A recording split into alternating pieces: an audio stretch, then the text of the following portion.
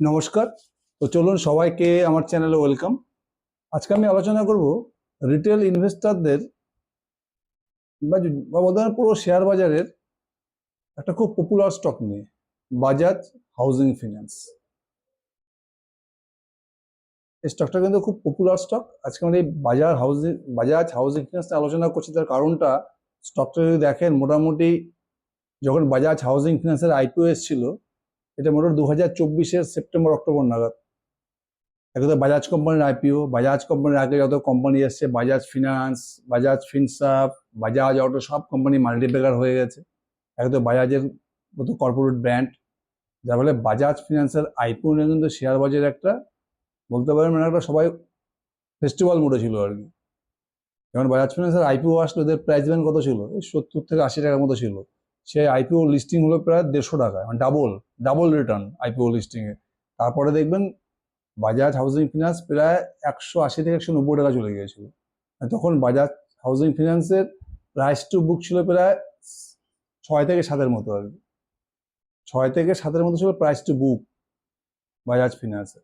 সেখান থেকে আজকে কিন্তু বাজাজ ফিনান্স দেখে মোটামুটি 150 টাকা যে লিস্টিং হয়েছিল 160 টাকার মতো, মোটামুটি 80-85 টাকা চলে এসছে, আধা হয়ে গেছে বাজাজ হাউজিং ফিনান্স। তারপরে বাজাজ ফিনান্সের যদি প্রাইস টু বুকও দেখেন, যেই বাজাজ হাউজিং ফিনান্সের প্রাইস টু বুক 6 হয়ে গেছিল, এখন যদি দেখেন বাজাজ হাউজিং ফিনান্সের মোটামুটি প্রাইস টু বুক কত, বুক ভ্যালু এদের মোটামুটি 25 টাকা, তিনের থেকে একটু বেশি রয়েছে, তারপরে আধা হয়ে গেছে বাজাজ হাউজিং ফিনান্স। আজকে আমরা বাজাজ হাউজিং ফিনান্স নিয়ে আলোচনা করবো। এই যে বাজাজ হাউজিং ফিনান্সের শেয়ার প্রাইস প্রায় আধা হয়ে গেছে, মানে 50% ডাউন হয়ে গেছে। এই মুহূর্তে বাজাজ ফিনান্সের ভ্যালুয়েশনটা মোটামুটি 3-এর কাছাকাছি রয়েছে, যেটা খুব সস্তা না, কিন্তু বলতে পারেন ফেয়ার ভ্যালুয়েশন আর কি। তো আজকে দেখবো অ্যাকচুয়ালি এই যে কারেকশন হচ্ছে 50%, এই মুহূর্তে বাজাজ হাউজিং ফিনান্স স্টকটাকে আদৌ গ্রেট অপরচুনিটি না একটা ট্র্যাপ। আজকে এটা নিয়ে আমরা পুরো বাজাজ হাউজিং ফিনান্সটাকে আমরা ডিটেলস আলোচনা করব। চলুন আগে আমরা বাজাজ হাউজিং ফিনান্সের পিপিটিটা খুলি। পিপিটিটা খুললেই লাস্ট পিপিটিটা দেখে আমরা এটাকে ডিসকাস করবো যে বাজাজ হাউজিং ফিনান্সের অ্যাকচুয়ালি বিজনেসটা কোন দিকে যাচ্ছে। যে কোনো ফিনান্স কোম্পানি, সে ব্যাংক হতে পারে, এনবিএফসি হতে পারে, যখনই স্টাডি আমরা করব, এখানে 3-4টে জিনিস, যে কোনো ব্যাংক হোক, এনবিএফসি হোক, ফিনান্স কোম্পানি 3 থেকে 4টে জিনিস খুব ইম্পর্টেন্ট। এক হচ্ছে, দেখেন ব্যাংকের কি থাকে, ব্যাংকের যখন ব্যাংকের নিজস্ব অ্যাকাউন্ট থাকে, সেভিংস অ্যাকাউন্ট থাকে, কারেন্ট অ্যাকাউন্ট, সেভিংস অ্যাকাউন্ট বা ডিপোজিট অ্যাকাউন্ট। যার ফলে ব্যাংক যে লোন দিচ্ছে কাস্টমারকে, ব্যাংক কিন্তু টাকাটা ব্যাংকেই পেয়ে যায়, মানে কম খরচায় ব্যাংক প্রচুর টাকা পেয়ে যায়। কারণ ব্যাংকে যারা টাকা ডিপোজিট রাখে, সে আপনি যদি কারেন্ট অ্যাকাউন্টে টাকা রাখেন, সেখানে ব্যাংক কোনো ইন্টারেস্টই দেয় না। সেভিংস অ্যাকাউন্টে টাকা রাখলে 2%, 1.5% ইন্টারেস্ট দেয়। আর ফিক্সড রাখলে, ফিক্সড ডিপোজিট করলে মানে 6%, 7%, 8% এইভাবে ইন্টারেস্ট পাওয়া যায়। মোটামুটি একটা ব্যাংক অনলাইন এভারেজ যেমন 3 থেকে 4%-এই মোটামুটি এদের কিন্তু কস্ট অফ টাকা পেয়ে যায় আর কি। সেই টাকাটা এরা কাস্টমারকে লোন দেয়। এই জন্য ব্যাংকের কিন্তু কস্ট অফ ফান্ডটা কিন্তু অনেক কম, মানে অনেক কম খরচায় ব্যাংক টাকা পেয়ে যায় বিভিন্ন অ্যাকাউন্ট থেকে, সেভিংস অ্যাকাউন্ট, কারেন্ট অ্যাকাউন্ট বা deposit, fixed account, fixed deposit থেকে। সেই সুবিধা কিন্তু এনবিএফসির নেই। এনবিএফসিরা কি করে, মার্কেট থেকে টাকা ওঠায়, দেখুন বন্ড বেচে টাকা উঠালো বা বিভিন্ন ব্যাংকের থেকে লোন নিল 7%, 8%, 9% ইন্টারেস্টে, তারপরে সেই লোনটাকে কাস্টমারকে দিচ্ছে। ব্যাংক থেকে উঠাচ্ছে 8% ইন্টারেস্টে, কাস্টমারকে দিচ্ছে 12% ইন্টারেস্টে। মাঝখানে যে স্প্রেড, যে গ্যাপটা, সেটা হচ্ছে এনবিএফসির নেট ইন্টারেস্ট মার্জিন বা বলতে পারেন প্রফিট। তার মানে যখনই আপনারা এনবিএফসিকে স্টাডি করবেন, এনবিএফসি স্টাডি করতে গেলে প্রথমে তাহলে সেই এনবিএফসিটা কত সস্তা মার্কেট থেকে টাকাটাকে কালেক্ট করতে পারছে, মানে কত কম ইন্টারেস্টে মার্কেট থেকে টাকাটাকে কালেক্ট করতে পারছে, তাহলে তার খরচাটা কমবে, মানে কস্ট অফ ফান্ডস। 2 নম্বর হচ্ছে কত বেশি ইন্টারেস্ট এসে মার্কেটে লোনটা দিতে পারছে। আর 3 নম্বর কি, শুধু লোন দেওয়া ইন্ডিয়াতে খুব একটা বড় কাজ না, তার থেকে বলছে কালেকশন। মানে আমি আমি যত টাকা লোন দিচ্ছি, তার কিস্তিটা আমি পুরোপুরি কালেকশন করতে পারছি কিনা। যত আমি ভালো কালেকশন করতে পারবো, তত আমার গ্রস এনপিএ, নেট এনপিএ কম হবে, মানে আমার অ্যাসেট কোয়ালিটি বেটার হবে।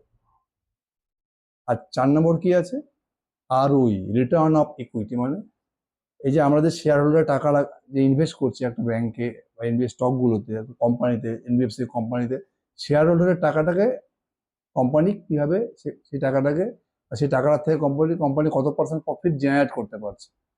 আমার 100 টাকা ইনভেস্ট আছে কোনো একটা হাউজিং ফিনান্স কোম্পানিতে, সেখান থেকে কত পার্সেন্ট প্রফিট জেনারেট করতে পারছে।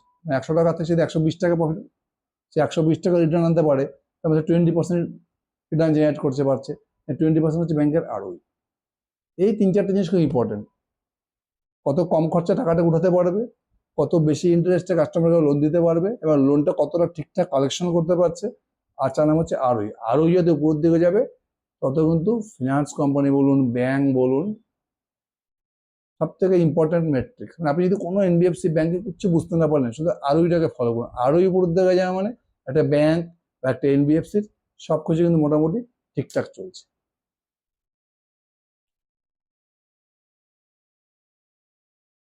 এবার দেখুন পিপিটি খুলে আমরা দেখি, অ্যাকচুয়ালি যদি বাজাজ ফিনান্সের দেখেন, বাজাজ ফিনান্সের এটা মনে হয় Q3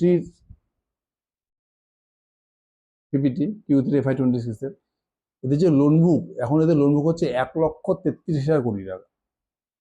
এত বড় বেস হওয়া সত্ত্বেও যদি আপনি Q3 রেজাল্ট দেখেন, 23% লোন বুক গ্রোথ করেছে। এটা কিন্তু বাজাজ হাউজিং ফিনান্সের স্পেশালিটি। এত হাই স্কেল, এত বড় লোন বুক হওয়া সত্ত্বেও 1,33,412 কোটি টাকার লোন বুক, এই বেসে কিন্তু দেখুন Q3-তে মোটামুটি 23% লোন বুক গ্রোথ করছে। এটা কিন্তু বাজাজ হাউজিং ফিনান্সের স্পেশালিটি, মানে বাজাজ গ্রুপের স্পেশালিটি। এটা কিন্তু আপনার এই জন্য কিন্তু মার্কেট বাজাজ হাউজিং ফিনান্সকে এত হাই ভ্যালুয়েশন দেয়, যে এখনো 23% করে লোন বুক গ্রোথ করছে। আইপিও আসার আগে যদি দেখেন বাজাজ হাউজিং ফিনান্স 2024-এর আগে মোটামুটি 30%, 40% লোন বুক গ্রোথ করছে। এখন তো বেশ বড় হয়ে গেছে, এখন লোন বুক দেখুন প্রায় 1,33,000 কোটি টাকা। এখনো কিন্তু বাজাজ হাউজিং ফিনান্স 23% করে লোন বুক গ্রোথ করে যাচ্ছে।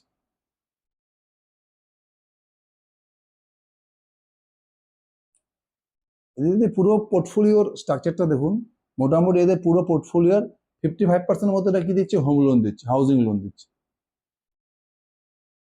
আর মোটামুটি যেমন 10% মতো কি দিচ্ছে, এটা লোন এগেন্সট প্রপার্টি, মানে আমার বাড়ি ঘর কোনো প্রপার্টি মর্টগেজে রেখে দিচ্ছি, তার বদলে বাজাজ হাউজিং ফিনান্স লোন দিচ্ছে, এটা এবার লোন এগেন্সট প্রপার্টি। আর এটা দিচ্ছে লিজ রেন্টাল ডিসকাউন্ট, এটা মোটামুটি 20% রয়েছে টোটাল লোন বুকের। লিজ রেন্টাল ডিসকাউন্ট, এটা অনেকে হয়তো বুঝতে পারছেন না জিনিসটা কি। লিজ রেন্টাল ডিসকাউন্টিং মানে হচ্ছে, মনে করেন আমার একটা বিল্ডিং রয়েছে, আমি একটা বিল্ডিংটা কাউকে ভাড়া দিয়ে দিলাম 5 বছরের মতো, মাসে মনে করুন 20,000 টাকা ভাড়া রয়েছে, তা বছরে কত হচ্ছে, মোটা 2,40,000 টাকা। 5 বছরে কত হচ্ছে, 12 লক্ষ টাকা ভাড়া। আমি বাজাজ হাউজিং ফিনান্সের কাছে গেলাম, আমি এইসব পেপার দেখালাম যে আমার কাস্টমারকে বিল্ডিংটা ভাড়া দিয়ে দিয়েছি, আমি 5 বছরে এখান থেকে 12 লক্ষ টাকা পাবো, কিন্তু টাকাটা আমার এখনই দরকার। বাজাজ ফিনান্স পেপার দিয়ে আমাকে মোটামুটি এখান থেকে 11 লক্ষ টাকা দিয়ে দিল। তার বদলে কি করবে, এই বাজাজ হাউজিং ফিনান্স, এই যে কাস্টমারটা আমাকে প্রতি মাসে ভাড়া দিত, তার বদলে সে বাজাজ হাউজিং ফিনান্সকে ভাড়া দেয়, ভাড়াটা প্রতি মাসে পেমেন্ট করতে থাকবে। তার বদলে কি করলো, বাজাজ হাউজিং ফিনান্স আমার থেকে একটা মার্জিন নিয়ে নিল, একটা প্রফিটের শেয়ারিং নিয়ে নিল, আগে নিয়ে নিল। এটাকে বলা হচ্ছে লিজ রেন্টাল ডিসকাউন্ট। আর একটা কি রয়েছে, 10% মতো রয়েছে হচ্ছে ডেভেলপার ফিনান্স, মানে বড় বড় রিয়েল এস্টেট ডেভেলপার আছে, যা বড় বড় ফ্ল্যাট বানাচ্ছে, বড় বড় প্রজেক্ট বানাচ্ছে, বড় বড় সোসাইটি বানাচ্ছে, তাদেরকে লোন দিচ্ছে। যদি আপনি পুরো লোনটা দেখেন, এই হোম লোনটা মোটামুটি দেখুন এদের পুরো সেফ, এখানে এনপিএ হওয়ার ভয় একদম কম। যেমন যারা হোম লোনটা তো পুরো বাড়িটাকে মর্টগেজ রেখে তারপর লোনটা নিচ্ছে, যদি লোনের কিস্তি বাকি ফেলে বা লোনের কিস্তি পেমেন্ট না করতে পারে, কোম্পানি কি করবে, তার বাড়িটাকে নিয়ে নেবে। লোন এগেন্সট প্রপার্টি পুরো সেফ, এখানে অ্যাসেট কোয়ালিটির ভয়, খারাপ হওয়ার ভয় খুব কম।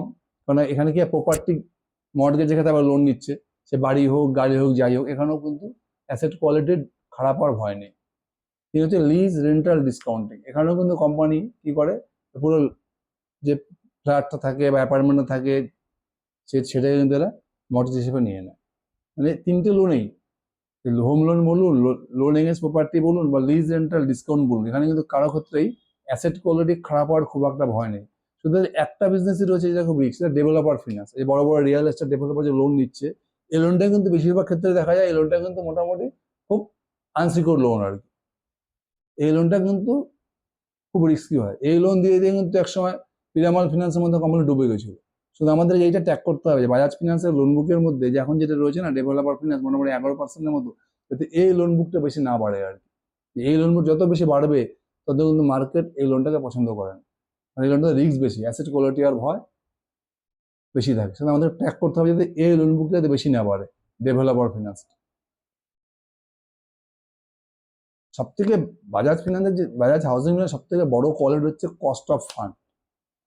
যদি বলুন যেসব হাউসিং ফিনান্সের বা যেসব ফিনান্স কোম্পানির পিছনে কর্পোরেট হাত থাকে, যেমন জিও ফিনান্সিয়াল পিছনে রিলায়েন্সের হাত রয়েছে, চোলামন্ডলম ফিনান্স মানে মুরুগাপ্পা গ্রুপতে বড় একটা কর্পোরেট রয়েছে, বাজাজ, যেহেতু বাজাজ হাউসিং ফিনান্সের পিছনে বাজাজের মতো কর্পোরেট রয়েছে, এই জন্য মার্কেট থেকে অনেক কম ইন্টারেস্টে টাকা পেয়ে যায়। মানে মার্কেট থেকে আর ইজিলি টাকা দিয়ে দেয় যে না ভাই এরা, এদের পিছনে বাজাজ রয়েছে, এদের টাকা তো মারা যাবে না, এরা বিজনেসটা ঠিকঠাক করবে আর কি। এই জন্য দেখুন এদের কস্ট অফ ফান্ড মাত্র 7.3%। আপনি যে কোনো হাউসিং ফিনান্স কোম্পানি দেখবেন, Aadhaar housing finance, India shelter, home first, Aptus, প্রত্যেকের দেখবেন কস্ট অফ ফান্ড 7.8, 7.9, 8%। মানে 100 টাকায় এদের কস্ট অফ ফান্ড মাত্র 7.3%, সেখানে বাকিদের প্রত্যেকের 7.7, 7.8, এর মানে 40 পয়সা, 30 পয়সা, 50 পয়সা, অনেক মানে প্রত্যেকের বেশি আছে 100 টাকায়। 40 পয়সা মানে যেখানে বাজাজ ফিনান্সের 1 লক্ষ টাকার উপরে লোন বুক, সেখানে কিন্তু 100 টাকায় 40 পয়সা বিশাল বড় ডিফারেন্স। এটা কিন্তু বাজাজ হাউসিং ফিনান্সের বিশাল অ্যাডভান্টেজ। মানে এরা এত কম ইন্টারেস্টে মার্কেট থেকে টাকা নিচ্ছে, সমস্ত হাউসিং ফিনান্স কোম্পানির থেকে এরা কিন্তু সব থেকে সস্তায় মাল উঠাচ্ছে, টাকা উঠাচ্ছে মাত্র 7.3% কস্ট অফ ফান্ড। এটা কিন্তু বাজাজ হাউসিং ফিনান্সের স্পেশালিটি বলতে পারেন।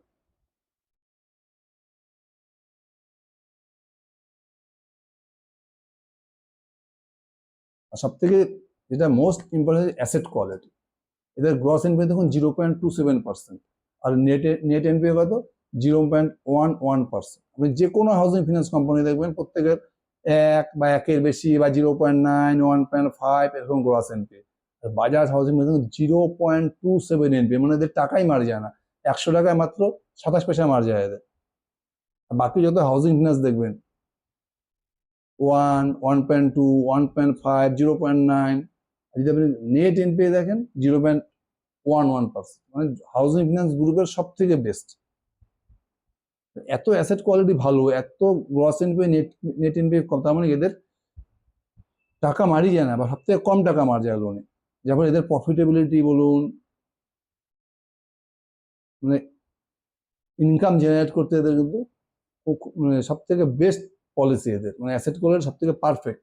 এই এটা কিন্তু এদের ইনকাম স্টেটমেন্ট এফেক্ট করে। এর জন্য মার্কেট দেখুন বাজাজ হাউসিং ফিনান্সকে হাই ভ্যালু, এই জন্য এদের প্রাইসটি বুকটা দেখুন 5-6 চলে গিয়েছে, এখন 3-এ চলে এসছে। সব থেকে কিন্তু হাইলি ট্রিট করে আর কি এদের কোয়ালিটির জন্য। কস্ট অফ ফান্ড দুর্দান্ত, এত বড় লোন বুক, অথচ 23% লোন বুক গ্রোথ করছে। তারপরে দেখুন এদের অ্যাসেট কোয়ালিটি দেখুন সব থেকে বেস্ট।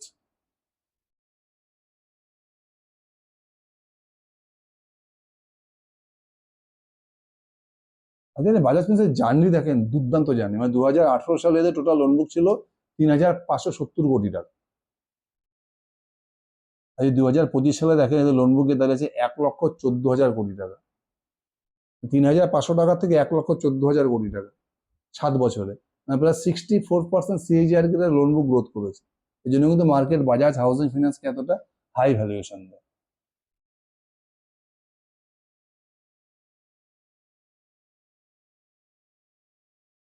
এখানে একটাই সমস্যা, বাজাজ হাউসিং সব থেকে বড় প্রবলেম হচ্ছে আরওই। বাজাজ হাউসিং হচ্ছে যে জিনিসটা আমরা দেখতে পাচ্ছি হচ্ছে আরও রিটার্ন অফ ইকুইটি, মানে শেয়ার হোল্ডারের পয়সা থেকে এরা কত পরিমাণ প্রফিট জেনারেট, কি হারে, কি কোন পার্সেন্টেজ এরা প্রফিট জেনারেট করতে পারছে, এটাকে বলা, এটাতে বলে রিটার্ন অফ ইকুইটি। যদি দেখেন এদের কিন্তু একসময় আরওই মোটামুটি চলেছিল 15 কাছাকাছি, দেখুন 2024-এ দেখুন এদের আরওই ছিল মোটামুটি 15, তারপরে কমে কিন্তু এটা 13 হয়ে গেছে। এখন তো মোটামুটি 12, 12.5 মতো, মাঝখানে 11 হয়ে গেছিল আরওই, এখন মোটামুটি 12, 12.5 মতো আছে। তার মানে দেখুন FY24-এ 15 আরওই হয়ে গেছে, তখন আরওইটা কমে গেছে। আরওই কমাটার কারণটা কি? আরওই কমাটার কারণটা হচ্ছে 2024 যখন বাজাজ হাউসিং ফিনান্স লিস্টিং হলো, লিস্টিং হলে মার্কেট থেকে কিছু টাকা কালেক্ট করে, সেই টাকাটা সেই টাকাটা থেকে লোন দেবে, সেখান থেকে প্রফিট জেনারেট করবে। তারপরে তো আরোই আবার, মানে আপনার কাছে 100 টাকা আছে, 100 টাকা থেকে মানে 20 টাকা প্রফিট জেনারেট করছে, তাহলে আপনার আরোই কত হলো 20। এবারে মার্কেট থেকেও টাকা তুললেন, এবার আপনার 200 টাকা হয়ে গেল। এবার আপনার 200 টাকার থেকে 20 আরোই জেনারেট করতে গেলে আপনার 40 টাকা প্রফিট করতে হবে, কিন্তু সেটা করতে টাইম লাগবে না। এতে টাকা কালেকশন তো করে নিয়েছে মার্কেট থেকে আইপিওর মাধ্যমে, কিন্তু সেই জায়গার থেকে যে 15 আরোইতে আসতে তা তো টাইম লাগবে। মানে এই আরোই কমাটা কিন্তু খুব একটা খারাপ না। যখনই কোনো একটা হাউজিং ফিনান্স কোম্পানি আইপিও থেকে টাকা কালেক্ট করে, তখন কিন্তু তার কিছুদিন আরোইটা কমপ্লেক্স থাকে। তবে যখন ধীরে ধীরে লোন বুক বাড়তে থাকবে, প্রফিট হিসাবে শুরু করবে, তখন কিন্তু আবার আরোইটা আগের মতো আগের জায়গায় ফিরে আসবে। এদের আরোই কিন্তু অলরেডি বাড়া শুরু হয়েছে। মার্কেট কিন্তু একটু ওয়েট করবে, যতক্ষণ পর্যন্ত 14-15 এই রেঞ্জে আরোইটা পার করতে না পারবে, ততক্ষণ কিন্তু মার্কেট বাজাজ হাউজিং ফিনান্সকে খুব একটা রিওয়ার্ড করবে না। এই জিনিসটা কিন্তু আমাদেরকে ধ্যান রাখতে হবে।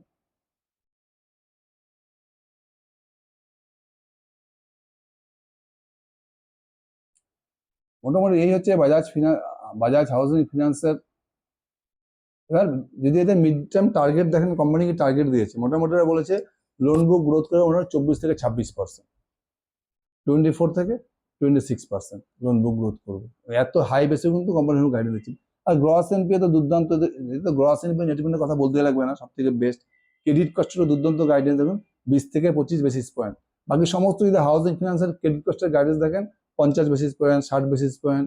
কিন্তু বাজাজ হাউজিং ফিনান্সের মাত্র 20-25 বেসিস পয়েন্ট। আরওই গাইডেন্স কি দিয়েছে কোম্পানি মিড টার্মে, 13-15 এই রেঞ্জে আরওই থাকবে। সত্য হচ্ছে লেভারেজ হচ্ছে যে একটা কোম্পানির কাছে 100 টাকা আছে, সে মার্কেট থেকে কত টাকা তুলবে। কোম্পানি কি বলছে, এখন এরা মোটামুটি নিজেদের কাছে যদি 100 টাকা থাকে, এরা মার্কেট থেকে 500-600 টাকা উঠাচ্ছে। কোম্পানি গাইডেন্স দিচ্ছে ফরওয়ার্ডে 7-8 টাইমস হবে এদের লেভারেজ। মানে ওদের নিজের কাছে যদি 100 টাকা থাকে, এরা মার্কেট থেকে 700-800 টাকা তুলতে পারবে। যত টাকা তুলতে পারবে, তত এরা বেশি টাকা কাস্টমারকে লোন দিতে পারবে। প্রত্যেকটা প্যারামিটার এটা কিন্তু বাজাজ হাউজিং ফিনান্স দুর্দান্ত।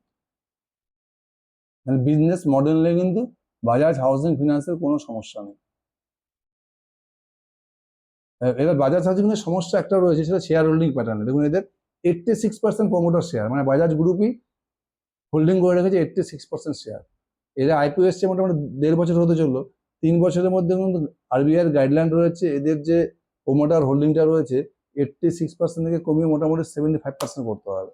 তার মানে শেয়ারিং মধ্যে সাপ্লাই চলে আসতে পারে, মানে সেলিং প্রেশার চলে আসতে পারে।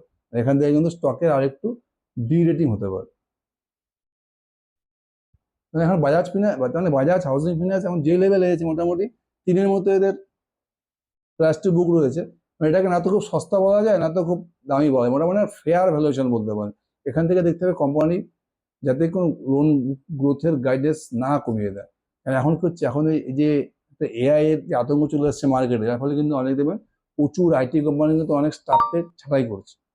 মানে অনেকের মধ্যে চাকরি চলে যাওয়ার ভয় চলে এসছে। চাকরি চলে যাওয়ার ভয় চলে আসলে কি হবে, হয়তো এত চাকরি যাবে না, এটা একটা আতঙ্ক চলে এসেছে। আতঙ্ক কি, অনেক ঘর সহজে ফট করে ঘর কিনতে যাবে না হাউজিং।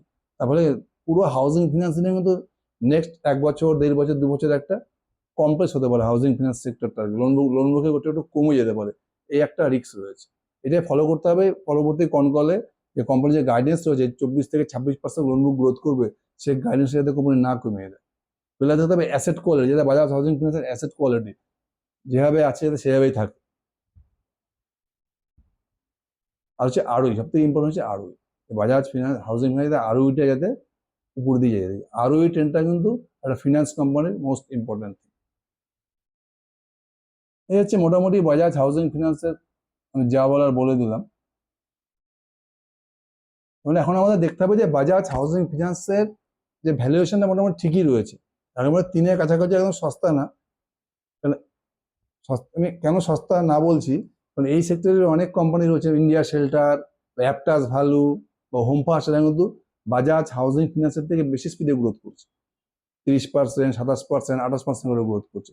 তো যেহেতু বাজাজ হাউজিং ফিনান্সে এত বড় লোন বুক, সঙ্গে বাজাজের ব্র্যান্ড, আর অ্যাসেট কোয়ালিটি এই সেক্টরের সব থেকে হাইয়েস্ট, কস্ট অফ ফান্ড সব থেকে কম, তাহলে এই স্টককে কিন্তু মার্কেট রিওয়ার্ড করবে। শুধু যদি লোন বুকের গ্রোথের গ্যারেজটা কোম্পানি না কমিয়ে দেয়, মানে 25%, 23% এই রেঞ্জে লোন বুক গ্রোথ রাখতে পারে, আর কোম্পানি যদি অ্যাসেট কোয়ালিটি যেভাবে আছে সেভাবেই চলে, তাহলে দেখবেন কোম্পানি আরোই কিন্তু ইজিলি উপরের দিকে যাবে। আমি বলছি না যে কোম্পানির ভ্যালুয়েশন একদম সস্তা, ফেয়ারলি ভ্যালু রয়েছে, কিন্তু এই স্টকটাকে আপনার লং টার্মের জন্য দেখতে পারেন। কোম্পানি কিন্তু বিজনেসে ফান্ডামেন্টালি কোনো প্রবলেম নেই। আপনারা দেখুন যে আপনি বাজাজ হাউজিং ফিনান্সকে আপনি ফ্রি প্রাইস টু বুক দিয়ে পড়তে জায়গা দিবেন কিনা, স্টাডি করুন। Thank you.